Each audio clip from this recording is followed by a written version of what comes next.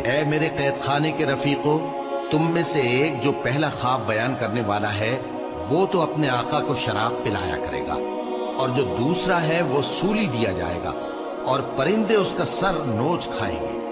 جو بات تم مجھ سے پوچھتے تھے وہ فیصل ہو چکی ہے، اور ان دونوں میں سے جس کی نسبت یوسف نے خیال کیا کہ وہ رہائی پا جائے گا، اس سے کہا کہ اپنے آقا سے میرا ذکر بھی کر دینا۔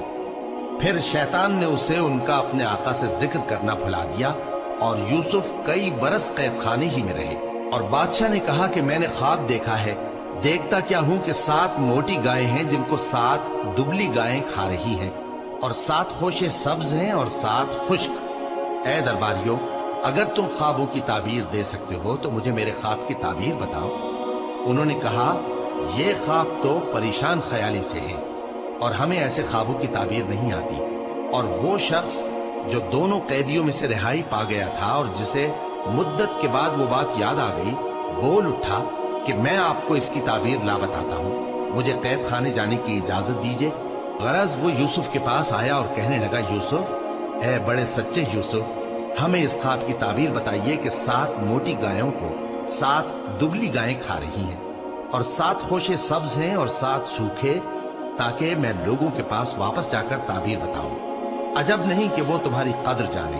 انہوں نے کہا کہ تم لوگ 7 سال متواتر کھیتی کرتے رہو گے، تو جو غلہ کاٹو تو تھوڑے سے غلے کے سوا جو کھانے میں آئے باقی کو خوشوں میں ہی رہنے دینا۔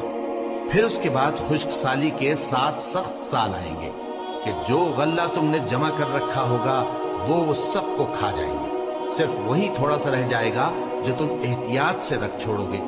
پھر اس کے بعد ایک ایسا سال آئے گا کہ خوب مے برسے گا اور لوگ اس میں رس نچوڑیں گے۔ اور یہ تعبیر سن کر بادشاہ نے حکم دیا کہ یوسف کو میرے پاس لے آؤ۔ سو جب قاصد ان کے پاس گیا تو انہوں نے کہا کہ اپنے آقا کے پاس واپس جاؤ اور اس سے پوچھو کہ ان عورتوں کا کیا حال ہے جنہوں نے اپنے ہاتھ کاٹ لیے تھے، بے شک میرا پروردگار ان کے فریب سے خوب واقف ہے۔ بادشاہ نے عورتوں سے پوچھا کہ تمہارا کیا قصہ تھا جب تم نے یوسف کو اپنی طرف مائل کرنا چاہا؟ سب بول اٹھی کہ اللہ پاک ہے، ہم نے اس میں کوئی برائی معلوم نہیں کی۔ عزیز کی بیوی نے کہا، اب سچی بات تو ظاہر ہو ہی گئی ہے، اصل یہ ہے کہ میں نے اس کو اپنی طرف مائل کرنا چاہا تھا اور وہ بے شک سچا ہے۔